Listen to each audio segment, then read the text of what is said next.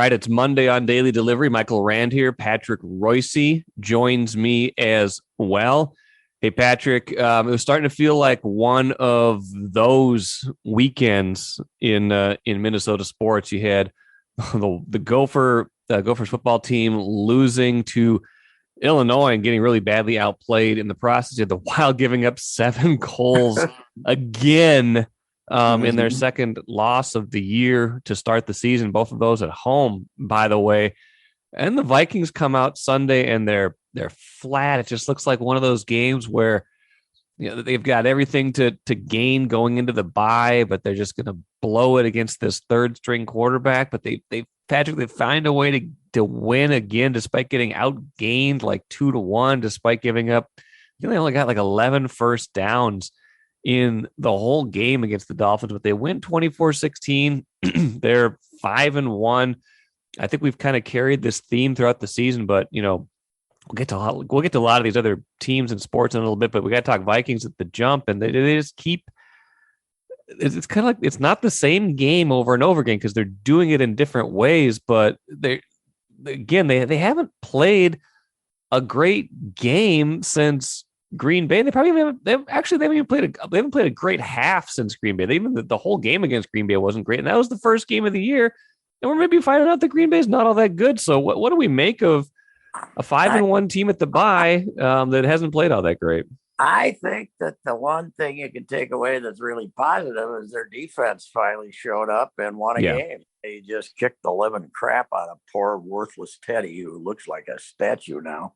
I've never been a Teddy guy, but there's no arm left there. There's nothing left. He can't move around. He can't make a decision. As I said on Twitter, I said, Teddy, the saying is hold that line, not hold that ball. Yes. He looked like Kirk at his worst, holding the ball for 5 seconds. But Smith was fantastic. He just had 3 runs to the quarterback, and they really big pressure for the first time all year. Well, since they gave Rodgers some heat in the opener. And I thought it was, I thought their coverage was extremely good in the secondary, too. They were close to everybody, and they kind of tightened things up. They didn't have those big holes in the middle like they've had in the past. One reason being Bridgewater either didn't have any time or took too much time. But the defense looked really good, which is what I'd take away from there. How the offense screwed around like they did and never moved the ball at all in the first half was incredible. What they had 2 3 and outs at one point. The other team had the ball for like 16 minutes, and they had 2 3 and outs, and they were running up and down the field. But yeah, you gotta feel good that you don't have Miami's new coach, don't you? Yeah, that guy's an idiot. I mean, what the hell? As I said on Twitter, he looks like he's late to sell somebody a boat. Yeah, he's unbelievable. That's his general appearance to me. Not had the fake punt and punt the ball, stop them, and then go down and win the game, because you don't want to give them 3 minutes anyway, because they're going to kick a field goal and beat you. So that was he just did a bunch of idiotic things. And, the guys, he just came off as a complete moron. And boy, they're really well disciplined. How many penalties they end up with? Well, they had 5 on the one. They had 5 on that one drive. Yeah. I saw a tweet from Seifert. It's the first time in NFL history. Yeah. 5 penalties on one drive. And it wasn't like they were cheapies either. You looked at the replay, you're like, yep, that was a penalty. He was very definitely holding him. It was, it was just brutal. And I never thought they were in trouble in that game. I never thought, because every time the Dolphins got the ball, and first they had the kid who didn't know what he was doing playing quarterback. And then they had poor Teddy, who was a fossil all at age 30 because of all his injuries. And, they couldn't, Miami ran it a little bit early, but I never thought they were in trouble, but they certainly have made most of them harder than they have to be. It is a really odd 5-1, but somebody made the point. You know what it looks like? A Bud Grant 5-1 back in the day. Okay. You know, Horseshoe Harry, I call him. They could get outplayed, and Bud used to get really mad if you suggested after the game that they got outplayed. They should have been more impressive. Blah blah blah. There's a game you got to look up. I've looked it up a few times where John Brockington, who was a running back for the Packers, young running back before he got hurt, he was great. He had like 160 yards rushing. The Packers had like 300 yards rushing. Not rushing, but 300 yards in total offense. I think the Vikings had 60 yards in total offense, and they beat them 3-0. I mean, it was like I think it was 3-0. You'd have to look the game up, but it's like it was the ultimate Bud game where they couldn't win. They ended up blocking about 2 field goal attempts. They could win, and this team, in a lot of ways, has been a reincarnation of Bud's teams. And the one thing about them is, if you're ahead of them, if they got a chance in the middle of the fourth quarter, they're going to win a game. So that's something different than last year, that's for sure. So I think I found the game. I think I found it while you were talking. It was November 14th, 1971. The Vikings were 6-2 going in. The Packers were 3-4-1. Vikings won 3-0 at Met Stadium. A field goal in the fourth quarter. Look up the stats. Can you hit the stats? Oh yeah. Green Bay had 301 yards of offense, including 245 yards rushing. Vikings had 87 yards of offense. That's the game. Packers quarterback 6 of 11 for 65 yards and 3 interceptions. That was Scott. Looks like Scott Hunter did most of it. Zeke Bratkowski also got some action. That was before they were enjoying their glorious run of quarterbacking. They were kind of between quarterbacks for about 30 years there. Yes, they were. Well, that was that was right when they were in the 20 years without making the playoffs. Yes. That they were in. But yeah, there's the game right there. That's one almost worth a Rand Ball mention. Yeah, it's actually unbelievable. It was, that's the way Bud wanted him. And you go back and find Bud's quotes from that. He was probably mad at everybody for suggesting that they didn't deserve to win. So, yeah. But it was, but yeah, it is a fantastic. They're 5-1. I think Eagles are 6-0, and Giants, who shouldn't be any good, are 5-1. Isn't that it? Those are the 3 best records in the NFC for sure, right? So I think so. And and the 2 things I would say about that are, one, to your point, the NFC is bad. I mean, it's terrible. And so, you've got, even if you're not great right now, if you're 5-1, then you're at least, you're at least you're leading the division by 2. Right. You're better than almost everybody else. Who else is good? You're leading the division by 2, right? Because the Packers have lost 2 in a row to the New York teams. Yeah. There's nobody else even, the Cowboys are 4-2 after the loss, but there's nobody else even 4-2 after you get past that. So Eagles at 6-0, Giants at 5-1, Vikings at 5-1, Dallas at 4-2. But there's the thing, that the other 2 teams that are above 500 are in the same division as the Eagles. So you're well clear of a lot of other teams right now. So yeah, you're that. And the other thing I'd say is, as poorly as not as poorly, but as inconsistent as they've been and as hard as they've made it for themselves, usually 2 of the 3 phases of the game have been at least adequate. They haven't put up a stinker across the board. Yesterday the defense was good, the special teams was fine, the offense was the one that had a hard time. They've never had a game where all 3 of those were really bad. Take a playcation to Mystic Lake. With 24/7 gaming, the good times never have to end. And you can satisfy your cravings at our restaurants and bars. Or relax in one of our luxurious hotel rooms. Those that play together, stay together. And don't forget to join Club M so you can spark new memories and bask in the rewards along the way. Follow the lights to Mystic Lake, where every day is play day. I would say this. you're 5-1 and you can play better. Yeah. You got to feel pretty good. You got to think you come out of the bye week, you're going to play better for your next 6 games than you played these 6 games. The quality of your play, start to finish, should improve because there's a lot of good personnel here. Some of the defensive guys are obviously getting better. Hunter might show up. So, 5-1, there's nothing to complain about. They got a dang good chance to have a home playoff game in the second round to start. They have a dang good chance not to have to play the first weekend, right? So yeah, well, I don't know. You gotta have the best record. Yeah, so you got to be number 1 now. So you got to with the 7 teams. They can probably, they'll get a home game. They're almost, all you got to do is win the division to get a home playoff game. So, yeah, they'll be at home for the playoffs. I think it's almost a given. I don't see how the Packers are going to go 8-8 if they're lucky. The Vikings, you're 5-1. You got to be better than 8-8 when it's over. So, or 9-8. Yeah, it's to win their division. Yeah. All right, we're playing 17 now. 17 now. It's got me all 17, 77 playoff teams. Yeah, I mean, and that's the other piece of this. I mean, in talking about how bad these other teams are, I mean, Green Bay. I mean, they started 3-1, but even in that, there was the offense that doesn't look like they're all that great. Now they lose again. They lost back-to-back games to the New York teams, and that would, in past years, that would have been a tragedy. This year, it seems like the New York teams might be a little bit better. Giants are 5-1, Jets are 4-2 now, but still, their offense just can't get anything going.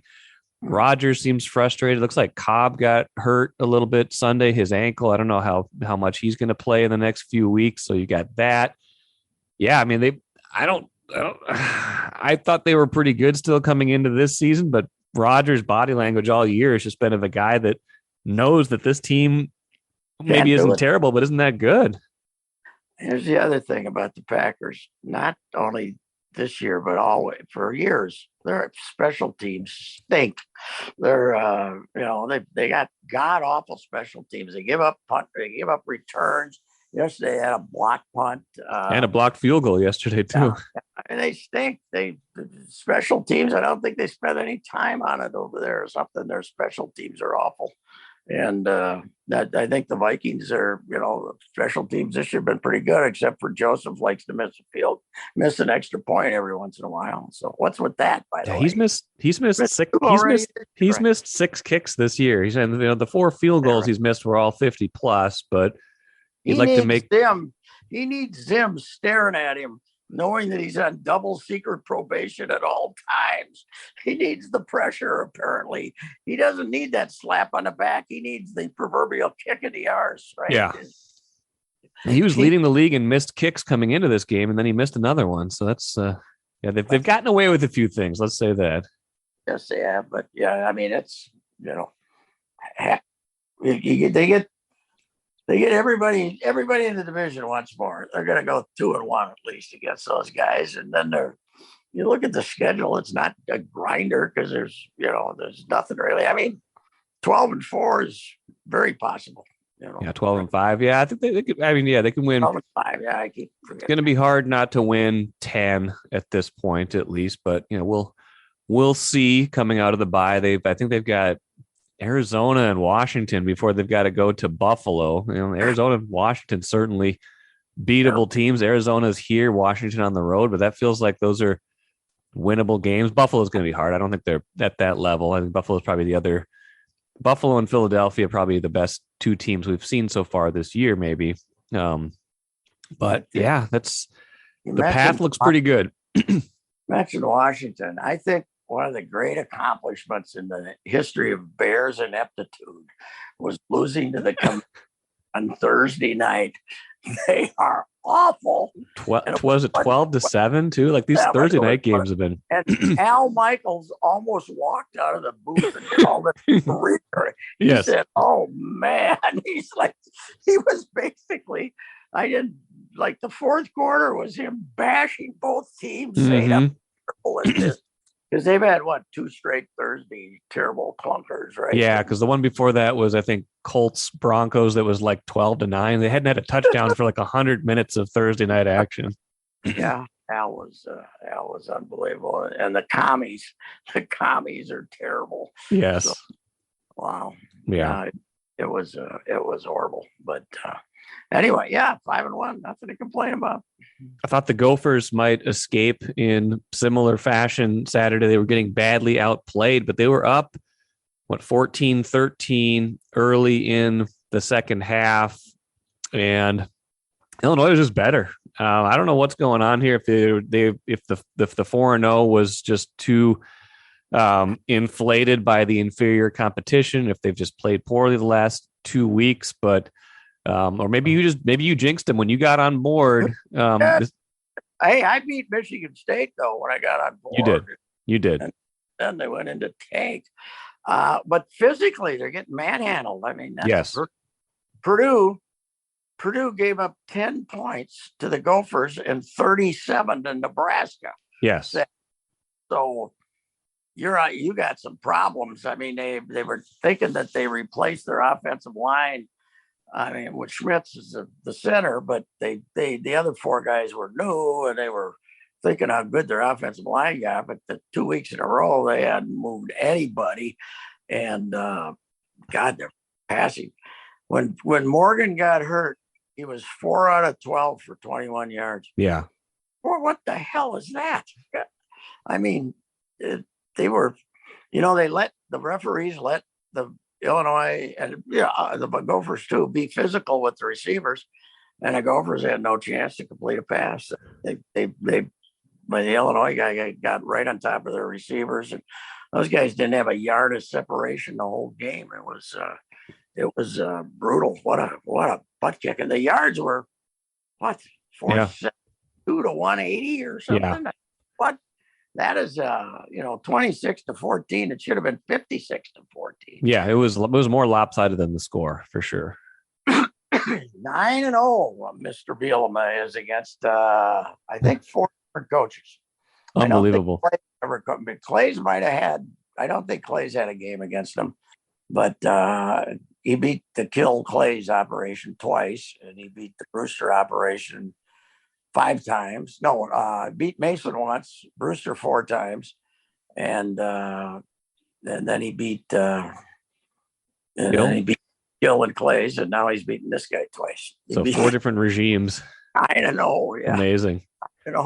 But last year they came up here and just they basically would run 3 plays and punt it back to the Gophers, maybe try to get a first down, and played it very conservatively. This time they just beat him up. This Brown was a really good back, as a Chad Brown. Didn't he have 200 yards or something? Yeah, he's good. Yeah, he's good. Chase Brown, I think. Yeah. Yeah, what a beating! Oh God Almighty, it was just amazing. And now they go to Penn State. It's whiteout night at Penn State. They're gonna have 100,000 people there. They just got beat by Michigan. They're pretty good defensively. I don't know how to go for score any points against them. Yeah, pretty good chance they got to start their redshirt freshman quarterback too if Morgan's out. So we'll see. I'm hoping they bring in another quarterback for before next year that I can pronounce the name and maybe how to spell it. That's a tough name right there, man.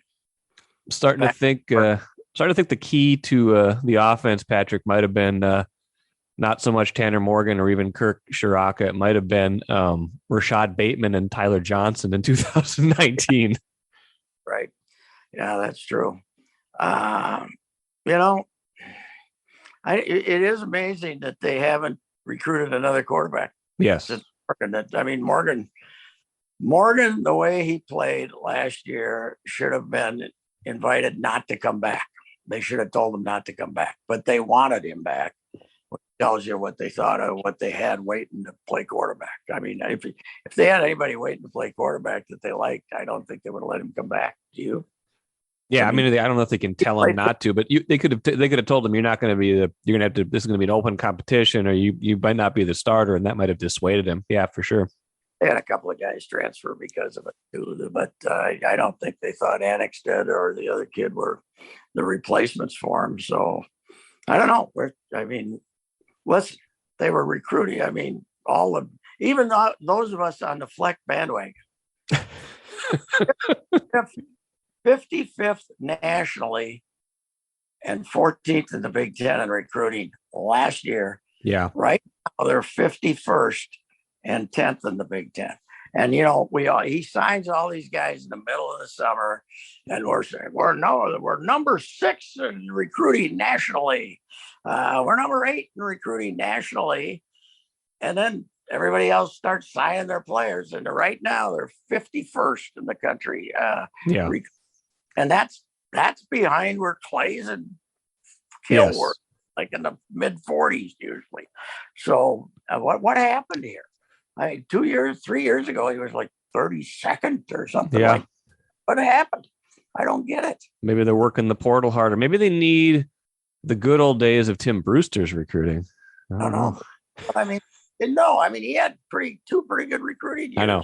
I don't know what happened. That's a great question, because you would have thought after 2019 that would have been that would have been a boon, right? They were 11-2 that year. Like that's the year that should help you start getting even better recruits, and it just hasn't. I don't know. I don't know what it is, because he would seem to be a salesman. So that's his deal. Maybe they saw that picture that I tweeted out by accident of him when he's got the short pants on, standing behind the podium. It was like beachcomber pants or something. People maybe other coaches started using that against him. I don't know. Maybe. What do you know?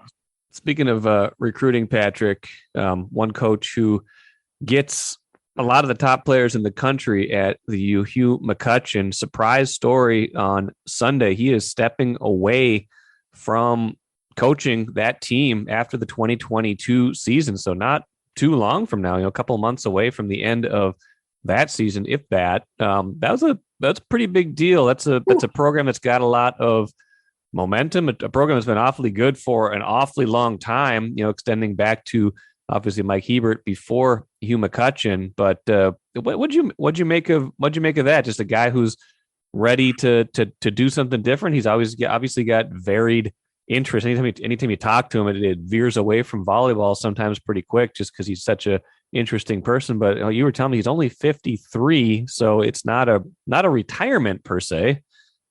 I didn't talk to him, and he's not going to talk till the end of the season about this. But I checked with a lot of people to see if there's anything weird going on here, and there's not. What they said, that there's really nothing going on. It's just he just has decided that he doesn't want to coach anymore, and he's a family. He's got a young family, because right.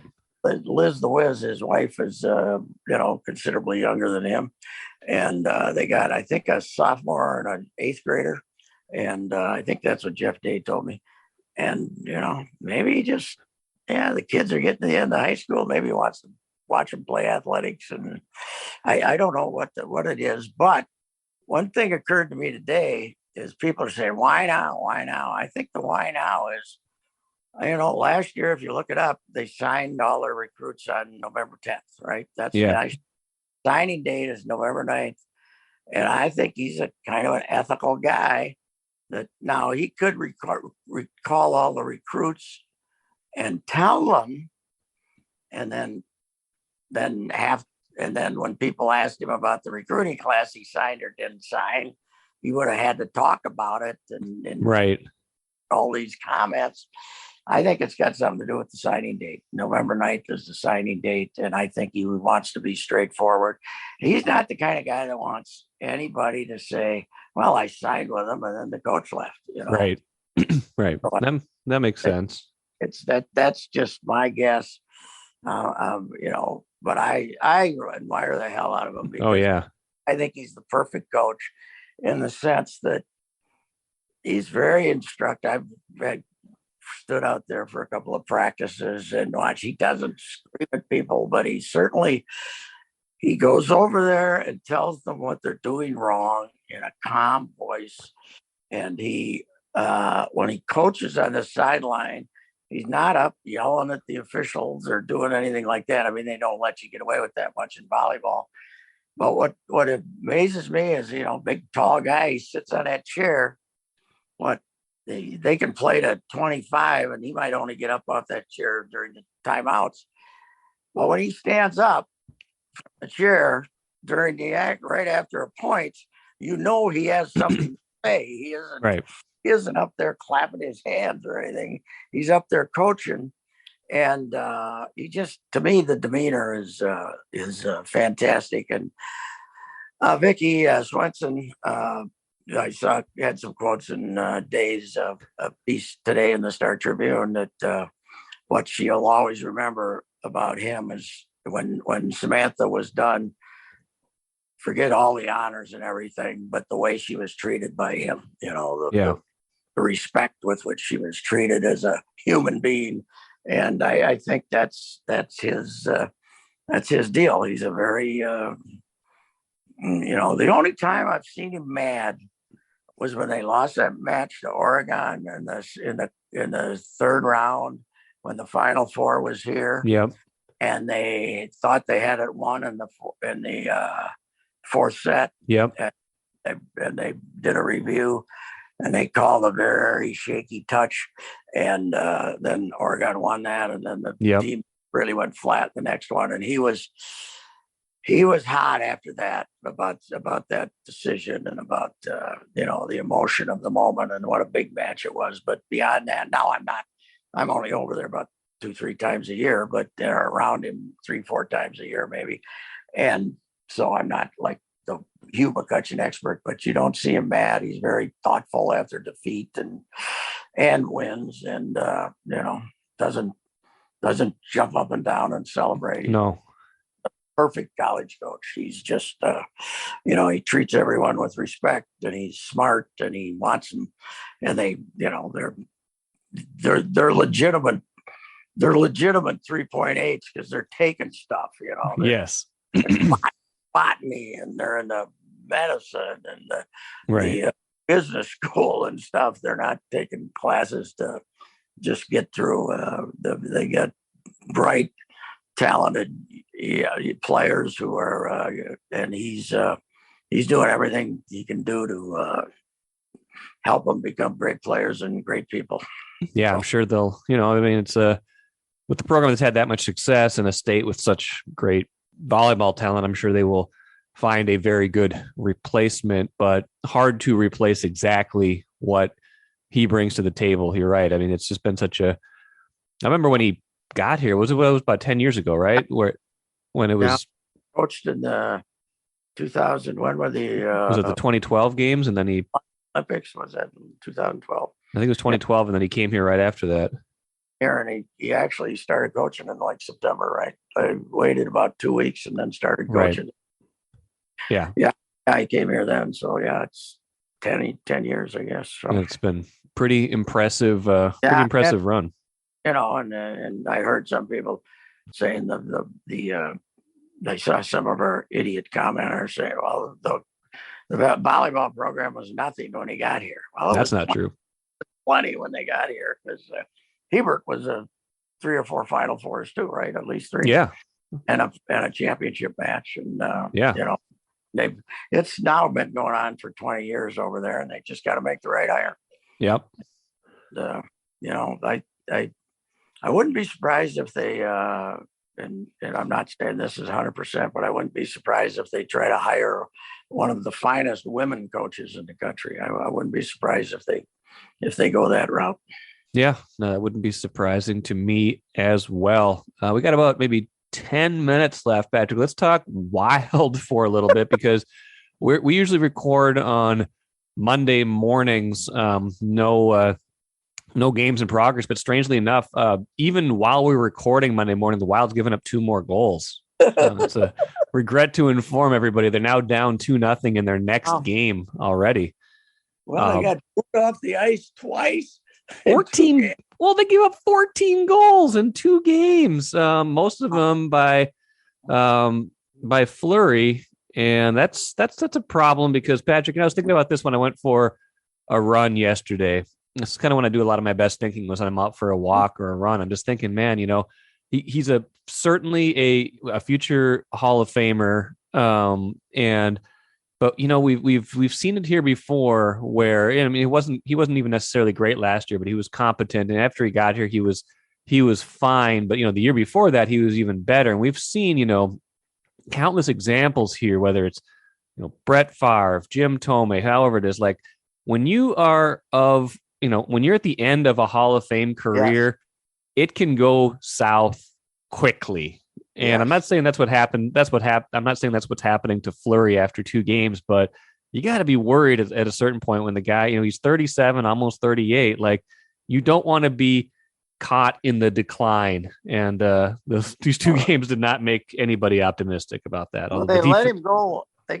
Who had him last year? Where was he? Chicago. Chicago had him last year. They let him go because he was bad. Okay. He was playing and they were bad too. Chicago was bad too. Yeah, that might have been part of it.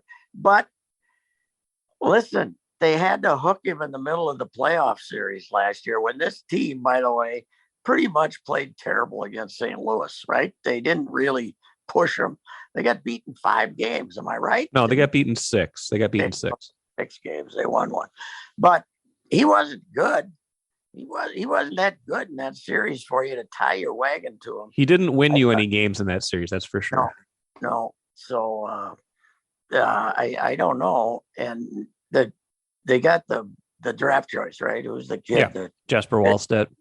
Yeah, I bet he'll be here before the year's over. Because the backup was a player. He's from Ottawa. Philip Gustafson. Yeah, they got him in the Talbot trade. Yeah, he'll probably be playing the next one though, won't he? I mean, I would. I'd see what else is out there. And they're going to Colorado. No, you don't want the Flower to give up 8 out there if they're going to get drilled out there. They'll obviously have to pay better. But man, alive, you can't give up touchdowns in hockey. Man. No, that is incredible. I looked at I wasn't watching the game. I was watching other stuff. Football and stuff and baseball. Baseball playoffs, yeah. I looked at the crawl and it said Wild 4 and the Kings. Kings. And I looked and I thought it was a 0. And the next time I looked, it's a 6. It's a 6, yeah. Like, whoops. They give up a 6 again, and then they gave up. Well, what's amazing is they made this great XL center comeback like they did so many times last year and then gave up a winner 30 seconds later. Yes. So, yeah. Wow. Yeah, it is amazing. Now, the update on my grandson, the Jinx from Woodbury, okay, who, like the first 2 years he started going, they never scored a goal or won a game. He was like 1-13 and had seen 15 goals. Oh, my God. Last year, he was 8-0. Wow. 8-0, never saw a loss. Wow. So I saw him yesterday. He was over here. And, I said, have you seen any of their games? He said he was at the opener. There you go. The Jinx is back. The Jinx is back, baby. Well, maybe it's Jinx is back. So he was breaking it down, though. What was he telling us? He was, he's still on board with Kaprizov. Oh, yeah. He was ripping a couple of the defensemen. So, well, the Kaprizov was like a minus player in that first game. I think he was not good in the 7-3 opener. Although that one felt more forgivable is the wrong word. It felt like a one-off for a minute just because the Rangers are so good. But when you do it 2 games in a row, you got to worry about the D zone coverage. You got to worry about the goaltending. And Patrick, that the youngster we're talking about, Wallstedt, he's not even turned 20 until next month. I mean, he's 19 right now, so that'd be Iowa? Do they have him in Iowa? Yes, he's in Iowa. So that would be a little bit of a rush job unless they really think he's unless they're forced into it. But I'm sure Fleury will get better. We tend to, when these things happen at the beginning of a season, they get magnified to a certain degree. But giving up 14 goals in your first 2 games, both of them at home, hockey's a long season, but you don't want to give away those points at the end of the year. You're going to start chasing points awfully quick when you lose home games like that. Last year they were so good at home. It was right. They were fantastic number of points at home. So, well, what the heck? We can all get on the Wolves bandwagon. What's starting Wednesday? Starting Wednesday? We got the Wolves. We got Minnesota United playoff game tonight. Those are the the two things of immediate concern. United trying to beat Dallas, and you're right. The Wolves, I feel like that one's that they should be good. They should be really good. I know they kind of had a little bit of a clunker in their last preseason game, but who cares too much about that? It feels like they got about as much depth as I've remembered them ever having too. I know they thought they were kind of deep last year, but even with trading all those guys to get Gobert, it feels like they've got a lot of depth. And I really like the fact that Noel is going to be getting a bunch of minutes instead of Beasley. I'm glad they got rid of Beasley.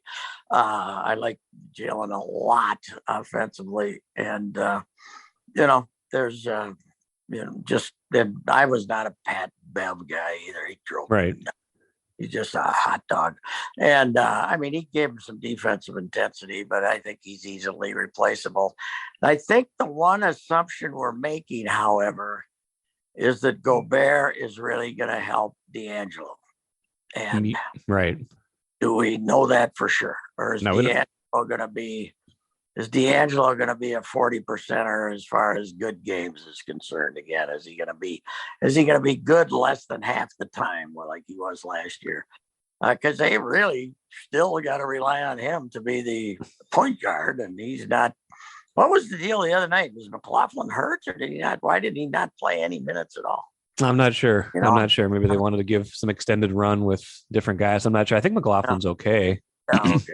He didn't play, so I was just trying to figure that out. But he's that to me is their most troublesome position, point guard. Yeah. I'm not a big McLaughlin guy, and I'm certainly not a big D'Lo guy. So it'll be interesting to see what they've figured out to how Gobert. Gobert's going to rebound more of his misses. We know that, but it's going to be interesting to see how it works. Yeah, and I think the biggest thing for D'Lo that they have going for them right now isn't even so much Gobert. It's that he's in a contract year. He needs a new contract, and he plays. Last time he was in a contract year, he was an all-star. So I think he's self motivated to the point that I think he might be okay this year. How do you like a league where Jordan Poole pops up and plays pretty good last year? Before that, just kind of an extra guy, and he gets $140 million. Yeah. What the hell was that? That was saying goodbye, Draymond Green, is what that was saying, right? Yeah. Well, especially allegedly the fight was about that, right? I think so. Yeah. Draymond. I still can't believe money, and it's over for Draymond. They're not bringing him back. No, I still can't believe Draymond doesn't get like any kind of discipline aside from a fine when there's a video of him just punching a teammate, punching him really hard. If they get a tape of you at a bar where you give some guy a push, they'll suspend you for 3 days, but you can damn near kill a teammate and they won't do anything. Right. It's ridiculous. Yeah, it is. I bet they're going to have a hard time getting rid of him. Nobody's going to want to bring that head case in. So he's always goofy, but he's not going to get his money.